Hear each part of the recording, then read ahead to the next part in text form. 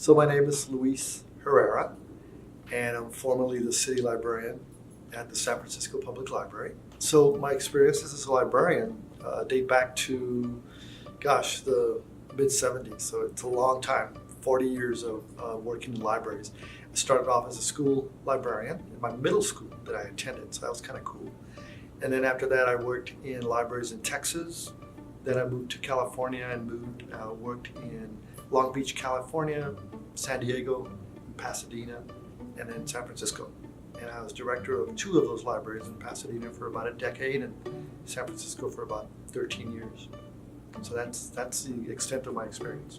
Well, it was a matter of really addressing some real issues that were impacting our library in San Francisco.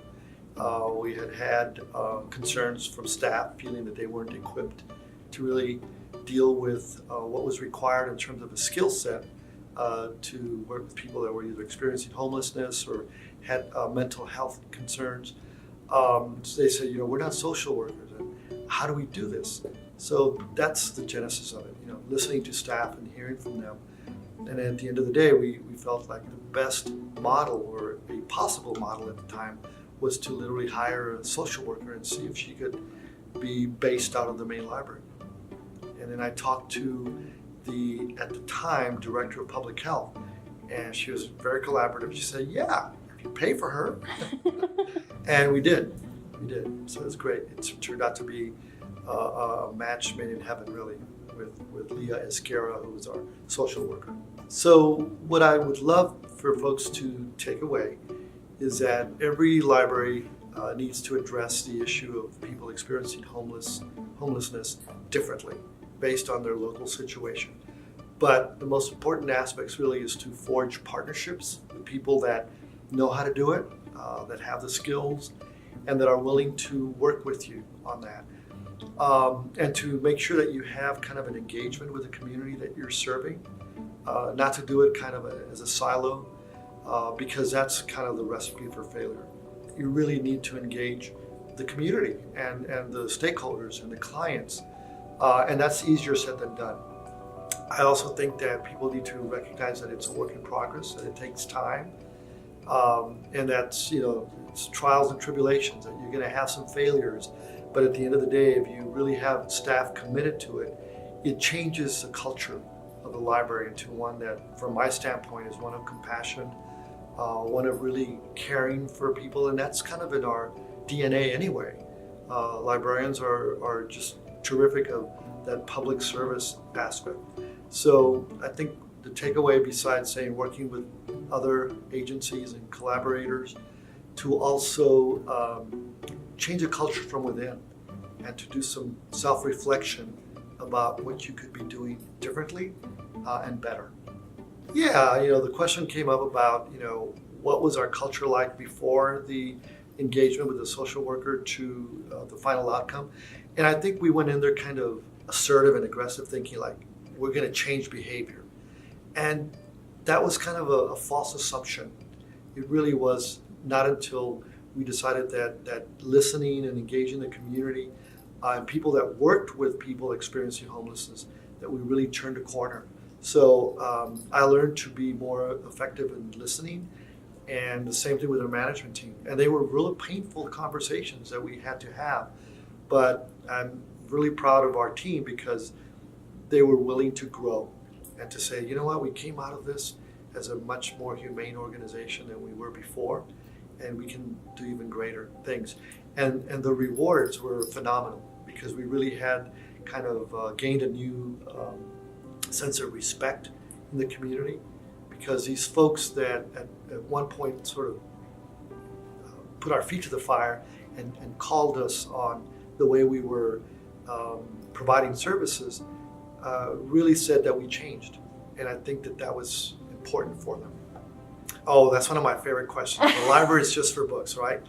I think they've evolved so much, and if we're still thinking that the brand of the library is books, we're going to become irrelevant. It's much more than that. Whether it's the digital era, it's ebooks, it's media. All of that is one aspect of it, of content.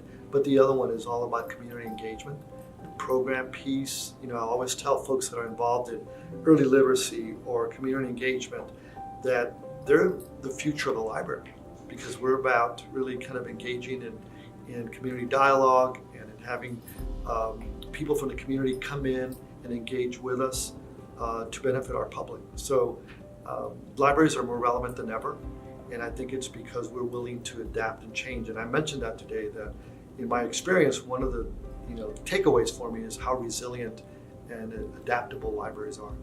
I sort of am involved in the Center for the Future of Libraries, and I thought, like, wow, when you're involved in this kind of like think tank of determining what the future is, there's a lot of pressure. And I finally realized there's no such thing as predicting the future. I think what we need to recognize in libraries is that we need to be flexible, we need to adapt and change. If we can identify with or accept the fact that we're always going to be in flux and be willing to change, then the future, whatever it is, we'll be ready for it. So I think it's always important to think about scenario planning, think about what the future might be envisioned to be, and then make the changes. And sometimes the changes might steer you in a direction that you have to stop and say, well, that's not exactly how it's working out now. We need to be flexible and adapt and adjust to a different future. But I just think at the end of the day, the future 10, 15 years from now is that it'll be about community engagement. It will be about some level of information dissemination, and it still will remain a people-centered organization and institution. Well, first of all, I get the sense when you ask the question about inclusivity and how staff can be a little bit more mindful of that, I think really kind of having more conversations internally, maybe creating some ad hoc groups that raise questions about what do we do about X, Y, or Z issue. I've always believed in having staff teams problem solve together, right? So we pick an idea or we pick an issue that is kind of the burning issue of the month or the year, and we put together teams and just work through them, have dialogue, discuss them. So I would leave you with the notion of saying to staff, let's identify what our culture shift should be. Is it about more openness to differences in our community? What will our role be in that regard? Is our role to be a facilitator? Is it to push the envelope and say, we're going to be leading the city in change, we're going to be leading the city in futures thinking? All of those are viable questions, but it's got to be seen as staff can drive it. And I think you really do have the capacity with the staff, at least from what I've learned and the people I've met, that there's this energy and there's a real commitment and authenticity to do great things. And you can do it here in Evansville.